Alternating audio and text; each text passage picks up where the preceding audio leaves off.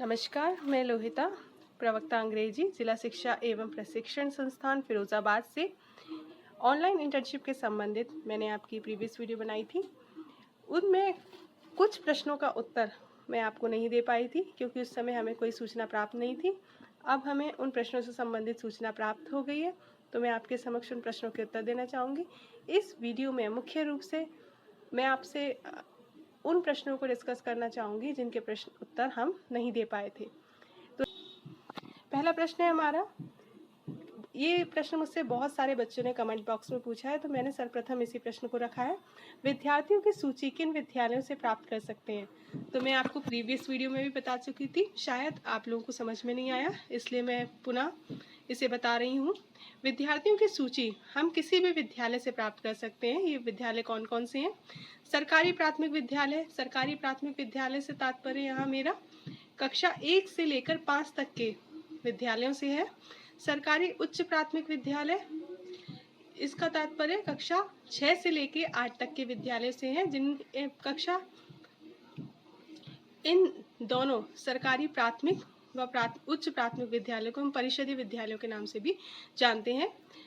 सरकारी विद्यालय जिनमें कक्षा 1 से 8 तक का संचालन होता हो, और सभी अशासकीय मान्यता प्राप्त विद्यालय जिनमें कक्षा 1 से 8 तक का संचालन होता हो। अशासकीय से तात्पर्य हमारा यहाँ सेल्फ फाइनेंस कॉलेज से है, पर ये भी सरकार द्वारा मान्यता प्राप्त होने चाहिए। इनमें से किसी भी विद्यालय से जो भी आपके घर के आसपास स्थित हो, उनमें जाकर आप प्रधानाध्यापक से उनका मोबाइल नंबर और उनका नाम तथा ऐसे 8 से 10 विद्यार्थियों का नाम जिनको हिंदी पाठ पढ़ने में, हिंदी के सरल पाठ पढ़ने में कठिनाई हो या अंक गणितीय कौशल में कठिनाई हो, उनकी सूची आप वहां से प्राप्त कर सकते हैं।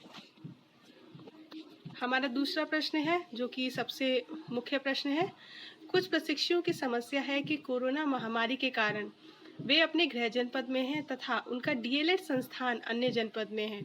ऐसे में वे प्रशिक्षण के लिए या ऑनलाइन इंटर्नशिप के लिए विद्यार्थियों का चयन कैसे करेंगे? तो इस संबंध में हमें जानकारी प्राप्त हो चुकी है।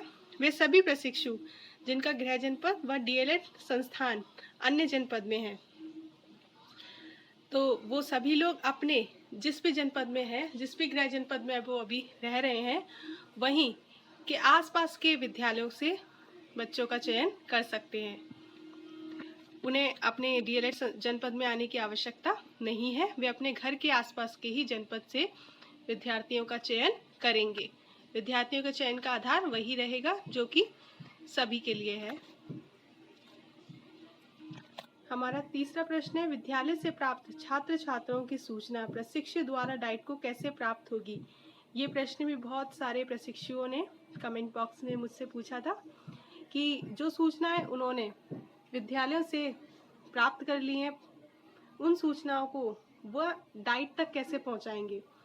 तो आप सभी लोग जानते हैं कि आपके पास डाइट द्वारा एक गूगल लिंक बनाकर भेजा गया था। उस गूगल लिंक में को खोलकर आपने अपनी जो बेसिक इंफॉर्मेशन थी आपसे संबंधित, उनको भरा था।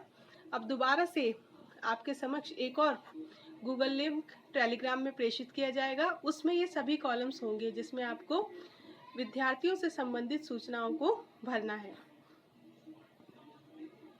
उम्मीद करती हूँ कि आपको अपने सभी प्रश्नों के उत्तर प्राप्त हुए होंगे, और मैं फिर से दोहराना चाहूँगी कि गृह जनपद और जिनके डीएलएड संस्थान अलग अलग है, अलग अलग जनपदों में हैं, वे सभी विद्यार्थी अपने गृह जनपद में रहकर ही अपनी ऑनलाइन इंटर्नशिप को पूरा करेंगे। अपने गृह जनपद के आसपास के विद्यालयों के छात्रों का चयन वो करेंगे और उनकी सूचना गूगल फॉर्म पर भरकर हमें भेजेंगे। गूगल फॉर्म का लिंक शीघ्र ही टेलीग्राम ग्रुप में प्रेषित किया जाएगा। आपसे उम्मीद की जाती है कि आप टेलीग्राम ग्रुप को दिन प्रतिदिन देखते रहें। धन्यवाद।